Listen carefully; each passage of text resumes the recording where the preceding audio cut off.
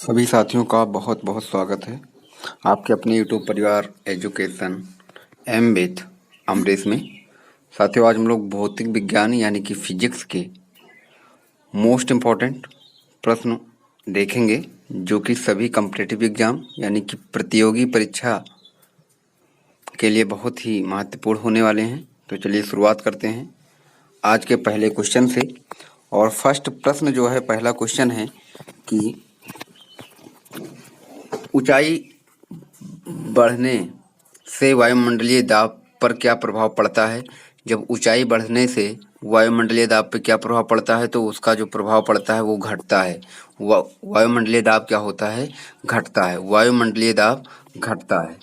अगला है कि पहाड़ों पर चढ़ने वाले व्यक्ति, पहाड़ों पर जो व्यक्ति चढ़ते हैं वो आगे की ओर क्यों झुक जाते हैं? तो आगे की ओर जो झुकने का कारण होता है वो होता है स्थिरता। उनमें स्थिरता बढ़ जाती है। स्थिरता बढ़ने के कारण पहाड़ी पर चढ़ने वाले व्यक्ति आगे की ओर झुक जाते हैं।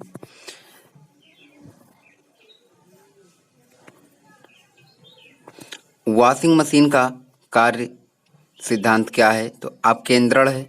वॉशिंग मशीन जो है अपकेंद्रण सिद्धांत पर कार्य करती है। वॉशिंग मशीन यानी कि जो कपड़ा धुलने की मशीन होती है वो जो है अपकेंद्रण सिद्धांत पर कार्य करती है। किसी लिफ्ट में बैठे हुए व्यक्ति को अपना भार कब अधिक मालूम होता है? तो जब लिफ्ट त्वरित गति से क्या होती है, ऊपर जाती है। जब लिफ्ट ऊपर की ओर जाती है तो व्यक्ति को अपना भार अधिक महसूस होने लगता है। अगला है कि जल वाष्प में परिवर्तन क्या कहलाता है? तो जल वाष्प में जो परिवर्तन होता है वो कहलाता है भौतिक भौतिक परिवर्तन कहलाता है। जल वाष्प परिवर्तन भौतिक परिवर्तन कहलाता है।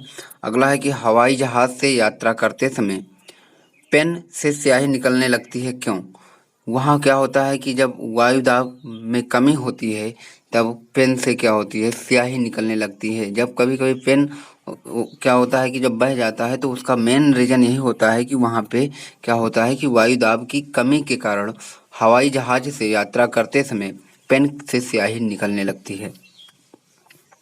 ये जितने भी क्वेश्चन हैं बहुत इंपॉर्टेंट हैं। और कार्य का मात्रक क्या होता है? तो जूल होता है कार्य का मात्रक। द्रव की बूंद की आकृति गोलाकार होने का क्या कारण है? तो वो पृष्ठ तनाव है, जिसके कारण द्रव की बूंद क्या होती है, गोलाकार होती है। वर्षा की बूंदें गोलाकार क्यों होती हैं? तो सतही तनाव के कारण, जो पृथ्वी का तनाव होता है उसके कारण क्या होती है, वर्षा की बूंदें क्या होती हैं, गोलाकार होती हैं। अगला क्वेश्चन है कि प्रेशर कुकर में खाना जल्दी क्यों बनता है? तो जो प्रेशर कुकर में खाना जल्दी बनने का कारण होता है वो होता है पानी का क्वथनांक बढ़ जाना। पानी के क्वथनांक बढ़ जाने के कारण प्रेशर कुकर में खाना क्या होता है, जल्दी बन जाता है, पक जाता है। अगला क्वेश्चन है कि बारिश की बूंदें किसके कारण गोल होती हैं? तो पृष्ठ तनाव के कारण। बहुत ही इंपॉर्टेंट क्वेश्चन है कि बारिश की बूंदें पृष्ठ तनाव के कारण गोल होती हैं। बहुत important, very very most important all competitive exam.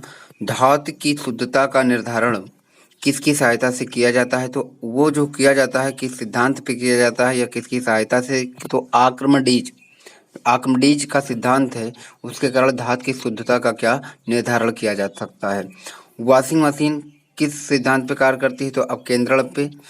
अगला है कि न्यूटन सेकंड किसका मात्रक है? तो संवेग का। न्यूटन सेकंड जो मात्रक है संवेग का मात्रक है। गुरुत्वीय त्वरण का मान कितना होता है?